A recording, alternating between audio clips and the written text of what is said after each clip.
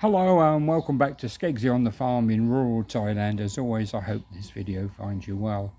An update, Monday the 28th of July. This morning the explosion started about 7 o'clock.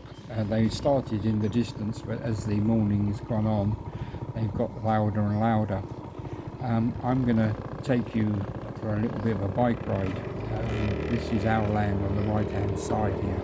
And this is our new road. This used to be a mud track, so thank you for putting this road in. It's heaven sent. Normally I would try and walk it, but I've got a bit of gout today, so I'm going on the bike. The idea is that the dogs follow me up the road and they get a bit of exercise. Normally we would all walk up here together, but as I say, since Saturday they've been frightened to leave the farm, a lot of them, and they won't go anywhere. The explosions, as I say, have been getting louder and louder as the morning has gone on.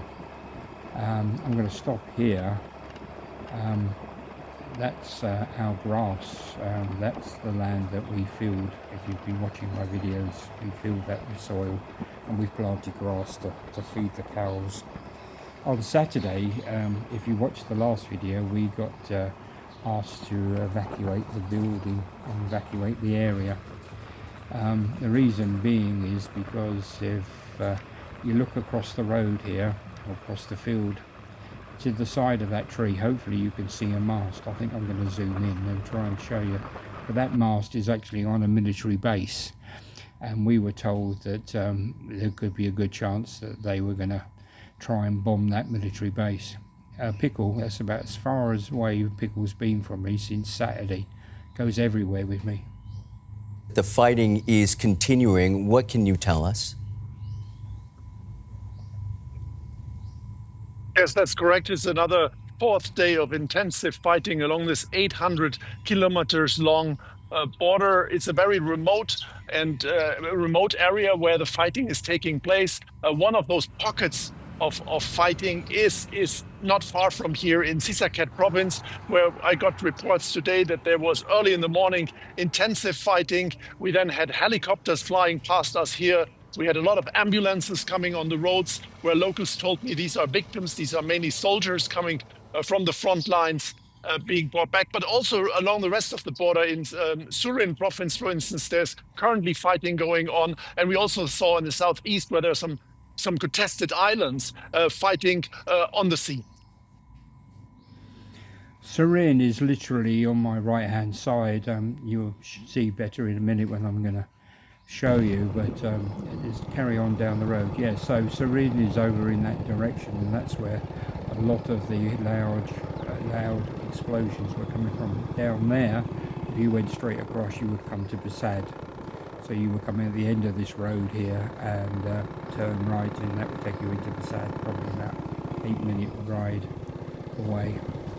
I'm going to carry on and show you the road itself. As I said, the explosions were getting louder and louder as the morning went on.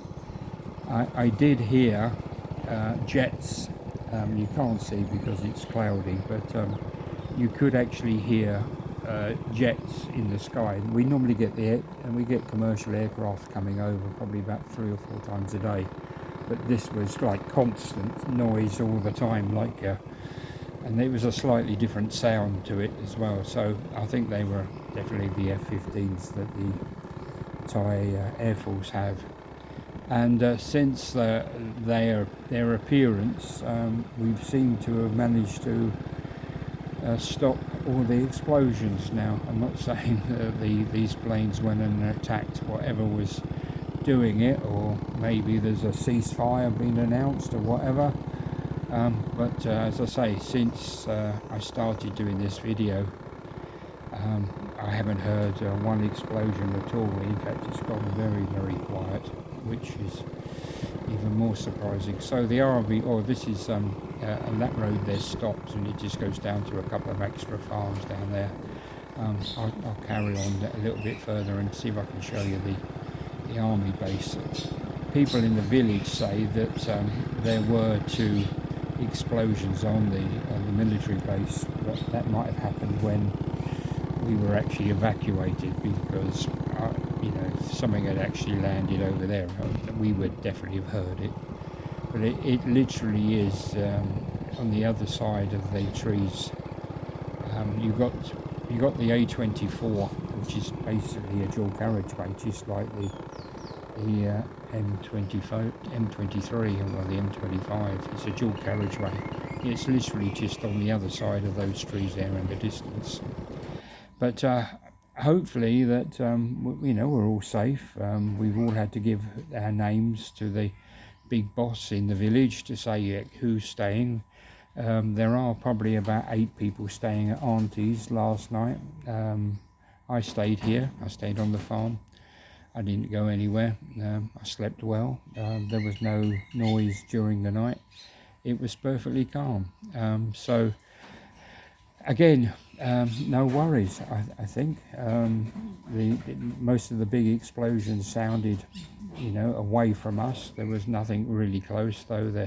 They were bigger and bigger explosions, I would say, than we've had in the past. But they didn't really sound close enough. I tell you, if I hear something a bit closer, I'm going to go, but and the family will go. But at the moment, I still feel quite safe.